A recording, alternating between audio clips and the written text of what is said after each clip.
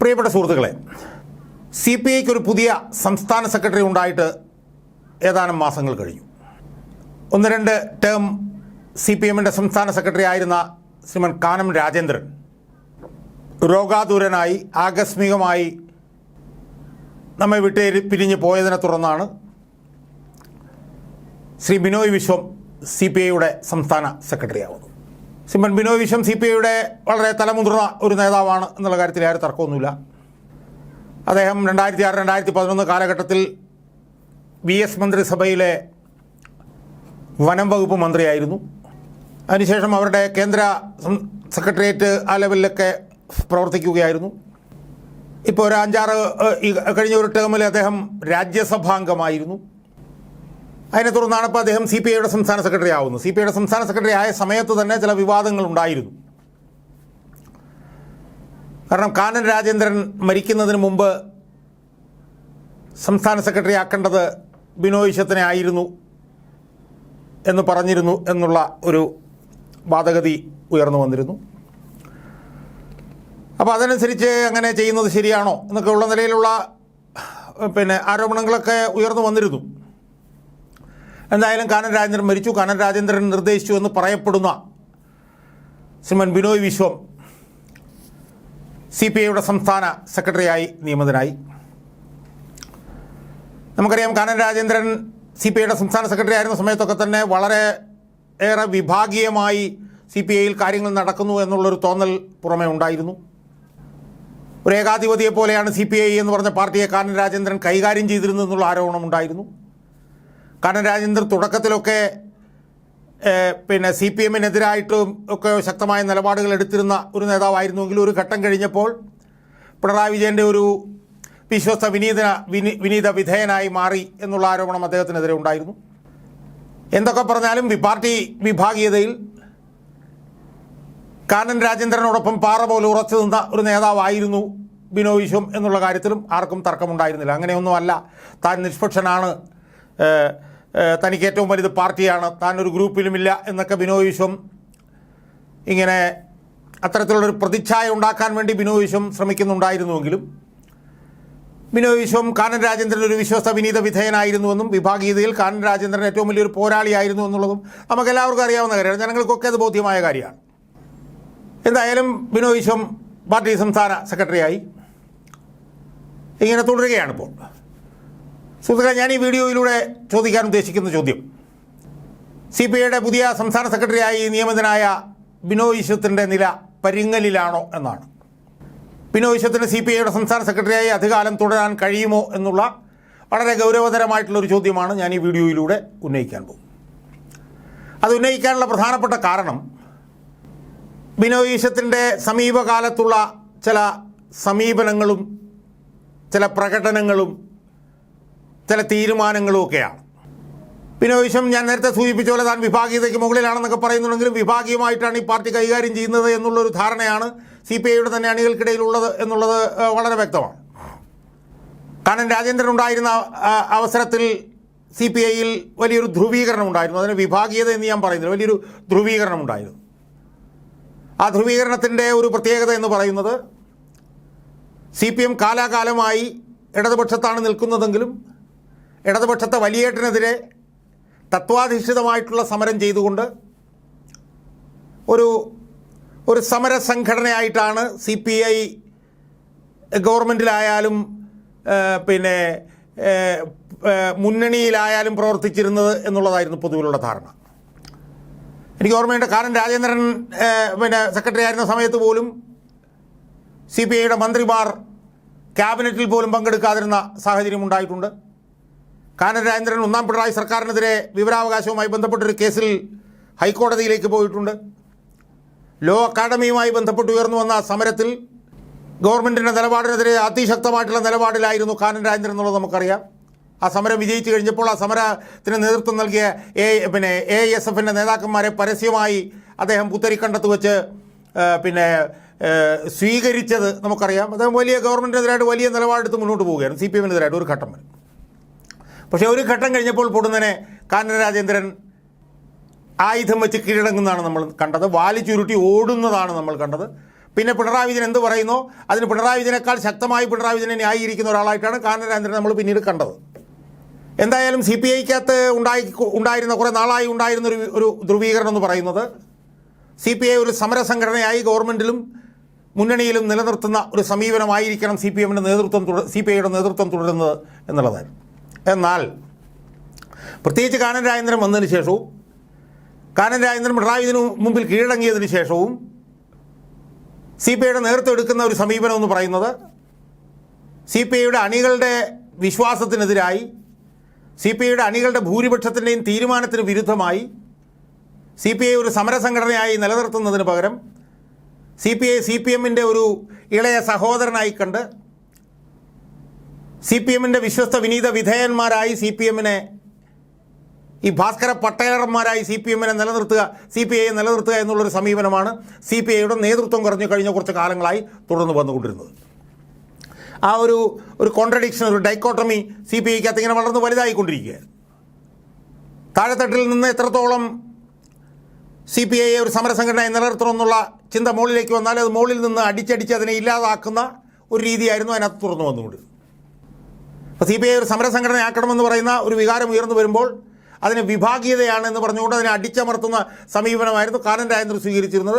അതുതന്നെയാണ് ഇപ്പോൾ ബിനോയ് വിശ്വവും സ്വീകരിച്ചു പോകുന്നത്.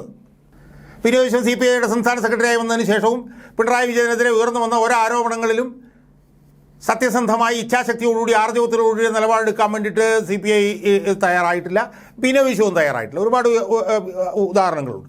പിണറായി വിജയനെതിരെ ഒരുപാട് അഴിമതി ആരോപണങ്ങൾ ഉയർന്നു വന്നു, നവകേരള സദസ്സുമായി ബന്ധപ്പെട്ട വിഷയങ്ങൾ ഉയർന്നു വന്നു, പെൻഷൻ കൊടുക്കാത്തതുമായി ബന്ധപ്പെട്ട് സാമ്പത്തിക പ്രതിസന്ധിയായിട്ട് ബന്ധപ്പെട്ട് വിഷയങ്ങൾ ഉയർന്നു വന്നു, പോലീസ് അതിക്രമങ്ങളുമായി ബന്ധപ്പെട്ട വിഷയം ഉയർന്നു വന്നു, സിദ്ധാർത്ഥൻ എന്ന് പറഞ്ഞ ആ ചെറുപ്പക്കാരനെ SFIക്കാർ കൊന്നതുമായി ബന്ധപ്പെട്ട വിഷയം ഉയർന്നു വന്നു, പിന്നെ SFIയുടെ ക്യാമ്പസിലെ അക്രമവൽക്കരണവുമായി ബന്ധപ്പെട്ട വിഷയങ്ങൾ ഉയർന്നു.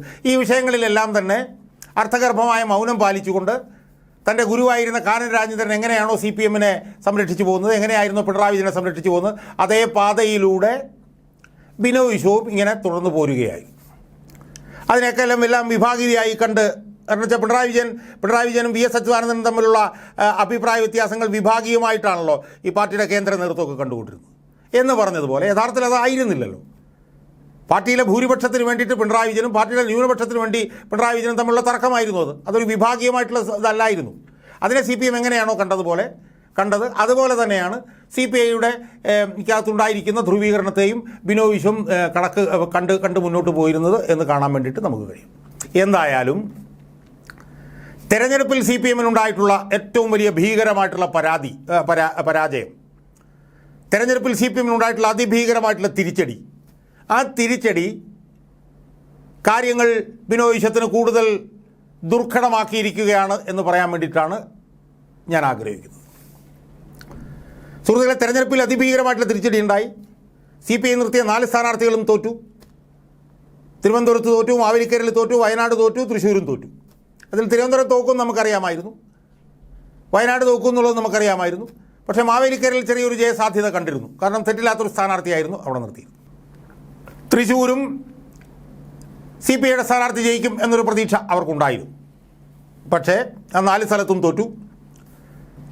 തൃശ്ശൂർ 2ാം സ്ഥാനത്ത് വന്നു, പക്ഷേ തോറ്റു. ആ തോറ്റത് CPM നടത്തിയ അട്ടിമറി കൊണ്ടാണ് എന്നുള്ള ധാരണ CPIയുടെ അണികൾക്ക് കാര്യമായിട്ടുണ്ട്. മാവേലിക്കരയിൽ ഏറ്റവും നല്ല സ്ഥാനാർത്ഥിയായിരുന്നെങ്കിലും CPMൻ്റെ തെറ്റായ നയസമീപനങ്ങൾ കൊണ്ടാണ് മാവേലിക്കരയിൽ തങ്ങളുടെ നല്ല സ്ഥാനാർത്ഥി തോറ്റത് എന്നുള്ള തോന്നൽ CPIയുടെ അണികൾക്കുണ്ട്.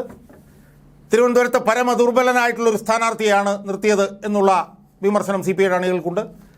വയനാട് CPIയുടെ ഏറ്റവും പ്രധാനപ്പെട്ട ഒരു ദേശീയ നേതാവിനെ കൊണ്ടുവന്ന് മത്സരിപ്പിച്ച് തോൽപ്പിച്ചതിലുള്ള വിമർശനവും CPIയുടെ അണികൾക്കുണ്ട്. സ്വാഭാവികമായും തെരഞ്ഞെടുപ്പിൽ CPM വലിയ തിരിച്ചടി നേരിട്ടതോടുകൂടി CPIയുടെ അണികൾക്ക് ഉള്ള വികാരം അണപൊട്ടി ഒഴുകി. അത് സ്വാഭാവികമല്ലേ സുഹൃത്തുക്കളെ? കാരണം ഭരണവിരുദ്ധ വികാരം കൊണ്ടാണ് CPM തോറ്റത് എന്നുള്ളത് ആർക്കാണ്, ഏത് കൊച്ചുകുട്ടിക്കാണ് അറിയാൻ പാടില്ലാത്തത്? ഭരണവിരുദ്ധ വികാരം കൊണ്ടാണ് ഈ CPM തോറ്റത് എന്ന് CPMൻ്റെ നേതാക്കന്മാർ തന്നെ പിണറായി വിജയൻ എന്ന് പറഞ്ഞ ഏകാധിപതിയുടെ മുഖത്ത് നോക്കി ഇപ്പോഴത്തെ പാർട്ടി കമ്മിറ്റികളിലൊക്കെ വിമർശിച്ചുകൊണ്ടിരിക്കുന്നത് നമ്മൾ കണ്ടുകൊണ്ടിരിക്കുകയല്ലേ. CPMൻ്റെ സംസ്ഥാന നേതൃത്വം തന്നെ CPMൻ്റെ ഭരണവിരുദ്ധ വികാരമായിരുന്നു എന്നുള്ളത് കണ്ടെത്തി. CPMൻ്റെ കേന്ദ്ര നേതൃത്വവും ഭരണവിരുദ്ധ വികാരമാണെന്നുള്ളത് കണ്ടെത്തി. അപ്പോൾ അതിൻ്റെ പ്രതിഫലനം സി പി ഐയുടെ ജില്ലാ കമ്മിറ്റി യോഗങ്ങളിലും ജില്ലാ എക്സിക്യൂട്ടീവുകളിലൊക്കെ ഉണ്ടായിക്കൊണ്ടിരിക്കുകയാണ്. അത് തീർത്തും സ്വാഭാവികമല്ലേ? അത് തീർത്തും ശരിയായിട്ടുള്ളൊരു കാര്യമല്ലേ? സി പി എമ്മിൻ്റെ ഭരണവിരുദ്ധ വികാരം കൊണ്ടല്ലേ സി പി ഐയുടെ 2 സ്ഥാനാർത്ഥികളെങ്കിലും പരാജയപ്പെട്ടത്, തൃശ്ശൂരിലെയും മാവേലിക്കരയിലെയും സ്ഥാനാർത്ഥികൾ. അപ്പോൾ സ്വാഭാവികമായും സി പി ഐയുടെ അണികളുടെ ഇടയിൽ വലിയ പൊട്ടിത്തെറിക്കുന്ന വികാരം ഉണ്ടാകുന്നത് സ്വാഭാവികമല്ലേ? അതിൻ്റെ ഭാഗമായിട്ട് ഇപ്പോൾ അതിരൂക്ഷമായിട്ടുള്ള വിമർശനങ്ങൾ പിണറായി വിജയനെതിരെ സി പി എമ്മിനെതിരെയും സി പി ഐയുടെ സ്വന്തം മന്ത്രിമാർക്കെതിരെ പോലും നടന്നുകൊണ്ടിരിക്കുകയല്ലേ? തിരുവനന്തപുരത്ത് വിമർശനം നടന്നു, കൊല്ലത്ത് നടന്നു, ഇടുക്കിയിൽ നടന്നു, പത്തനംതിട്ടയിൽ നടന്നു, എറണാകുളത്ത് നടന്നു. അവിടെ എല്ലായിടത്തും അതിരൂക്ഷമായിട്ടുള്ള വിമർശനമാണ് സി പി എമ്മിൻ്റെ നേതൃത്വത്തിനെതിരെയും പിണറായി വിജയനെതിരെയും ഉണ്ടായിട്ടുള്ളത്. അത് സ്വാഭാവികമാണ്. പലയിടങ്ങളിലും മുന്നണി വിട്ടു പോകണം എന്നുള്ള ആരോപണം വരെ ഉയർന്നു വന്നിരിക്കുന്നു, ചിന്താഗതി വരെ ഉയർന്നു വന്നിരിക്കുന്നു. ഇടുക്കിയിൽ പറഞ്ഞതെന്താണ്? പ്രതിമ ഉടച്ചു വാർത്ത തല മാറ്റണം, പിണറായി വിജയനെ മാറ്റിയില്ലെങ്കിൽ സി പി ഐയുടെ മന്ത്രിമാരെ പിൻവലിക്കണം, സി പി ഐ കോൺഗ്രസിനോടൊപ്പം പോകണം. അത് കോൺഗ്രസിനോടൊപ്പം നിന്നപ്പോൾ സി പി ഐയുടെ പ്രതാപകാലമായിരുന്നു. ആ നിലയിലുള്ള അഭിപ്രായങ്ങൾ സി പി ഐയുടെ ജില്ലാ കമ്മിറ്റികളിൽ ഉണ്ടായിക്കൊണ്ടിരിക്കുന്നത് സ്വാഭാവികമല്ലേ? അത് സാധാരണ ജനങ്ങളുടെ പ്രതികരണമല്ലേ? അത് പൊതുവികാരമല്ലേ? അത് സി പി എം അണികളുടെ പോലും പൊതുവികാരമല്ലേ? അത് സി പി ഐ അണികളുടെ പൊതുവികാരമല്ലേ? സ്വാഭാവികമായും അത് ഉയർന്നു വരികയില്ലേ? സ്വാഭാവികമായും ആ ഉയർന്നു വരുന്ന അഭിപ്രായങ്ങൾ സ്വാംശീകരിക്കാനും അത് ക്രോഡീകരിക്കാനും അത് ക്രോഡീകരിച്ചത് ശരിയാണെങ്കിൽ അതിൻ്റെ കുന്തമുനയായി നിൽക്കുകയും ചെയ്യാനും ഉത്തരവാദിത്വമുള്ള ബിനോയ് വിശ്വം എന്ന് പറയുന്ന സംസ്ഥാന സെക്രട്ടറി ഇപ്പോൾ എന്താ ചെയ്തുകൊണ്ടിരിക്കുന്നത്? പാർട്ടി ഇപ്പോൾ സി പി എമ്മിൻ്റെ നേതൃത്വം തള്ളിയ, സി പി എമ്മിൻ്റെ സംസ്ഥാന നേതൃത്വം തള്ളിയ, സി പി എമ്മിൻ്റെ കേന്ദ്ര നേതൃത്വം തള്ളിയ, പാർട്ടി അണികൾ തള്ളിയ, പാർട്ടി മെമ്പർമാർ തള്ളിയ, ജനങ്ങൾ തള്ളിയ പിണറായി വിജയനെ സോപ്പിട്ട് കുളിപ്പിച്ച് വെള്ള പൂശാൻ വേണ്ടിയിട്ട് ബിനോയ് വിശ്വം ശ്രമിക്കുകയാണ്. സുഹൃത്തുക്കളെ, എന്തൊരു അധപ്പതനമാണ് ഇതെന്ന് ആലോചിച്ച് നോക്ക്. സി പി ഐയുടെ പാർട്ടി അണികളുടെ വിശ്വാസങ്ങൾക്ക് വിരുദ്ധമായി, സി പി ഐയുടെ പാർട്ടി അണികളുടെ വികാരത്തിന് വിരുദ്ധമായി, സി പി ഐയുടെ പാർട്ടി അണികളുടെ ചിന്തയ്ക്ക് വിരുദ്ധമായി പിണറായി വിജയൻ്റെ തൊഴുത്തിൽ കൊണ്ടുവന്ന് സി പി ഐയെ കെട്ടാൻ വേണ്ടി ശ്രമിച്ചുകൊണ്ടിരിക്കുകയാണ് ബിനോയ് വിശ്വം. ഇത് ബിനോയ് വിശ്വത്തിൻ്റെ നിലനിൽപ്പിനെ തന്നെ അപകടത്തിലാക്കും എന്നാണ് എനിക്ക് സൂചിപ്പിക്കുന്നത്. ഇപ്പോൾ അവരുടെ സംസ്ഥാന കമ്മിറ്റി 9-10 തീയതിയിൽ നടക്കാൻ പോവുകയാണ്. സ്വാഭാവികമായി ഈ ജില്ലാ കമ്മിറ്റികളിലൊക്കെ നടന്ന ചർച്ചകൾ ക്രോഡീകരിച്ചുകൊണ്ടാണ് അങ്ങോട്ട് വരാൻ പോകുന്നത്. സ്വാഭാവികമായും ബിനോയ് വിശ്വത്തിൻ്റെ നിലനിൽപ്പ് അപകടത്തിലാകും എന്നാണ് എനിക്ക് സൂചിപ്പിക്കാനുള്ളത്. സി പി ഐ ഒരു സമരസംഘടനയായി നിലനിർത്തണമെന്നാണ് സി പി ഐയുടെ അണികളുടെ ബോധ്യം എന്നാണ് അവരുടെ ജില്ലാ കമ്മിറ്റികളിൽ നടന്ന ചർച്ചകൾ സൂചിപ്പിക്കുന്നത്. എന്നാൽ അതിനെയെല്ലാം വിഭാഗീയമായി കണ്ട് അതിനെല്ലാം തല്ലിക്കെടുത്തി ഈ ജനങ്ങളുടെ മുമ്പിൽ തുണിയുരിഞ്ഞ് നിൽക്കുന്ന സി പി എമ്മിൻ്റെ ആലയിൽ കൊണ്ടുപോയി സി പി ഐയെ കെട്ടാൻ നേതൃത്വം കൊടുത്തുകൊണ്ടിരിക്കുകയാണ് ബിനോയ് വിശ്വം. അത് നിലനിൽക്കും എന്നെനിക്ക് വിശ്വാസമില്ല. അതുകൊണ്ട് സി പി ഐയുടെ സംസ്ഥാന സെക്രട്ടറി ബിനോയ് വിശ്വത്തിൻ്റെ വരുന്ന ആളുകൾ വളരെ ദുർഘടമായിരിക്കും എന്നുള്ളതിന് യാതൊരു തർക്കവുമില്ല. സി പി ഐ ഒരു സമര സംഘടനയാവണോ അതോ അതോ പിണറായി വിജയൻ്റെ വാലാകണമോ എന്നുള്ള തീരുമാനത്തിൽ സി പി ഐക്ക് അധികം താമസമില്ലാതെ എത്തേണ്ടി വരും എന്നുള്ള കാര്യത്തിൽ യാതൊരു തർക്കവുമില്ല. പിണറായി വിജയൻ്റെ വാലാവാനാണ് സി പി ഐ ശ്രമിക്കുന്നതെങ്കിൽ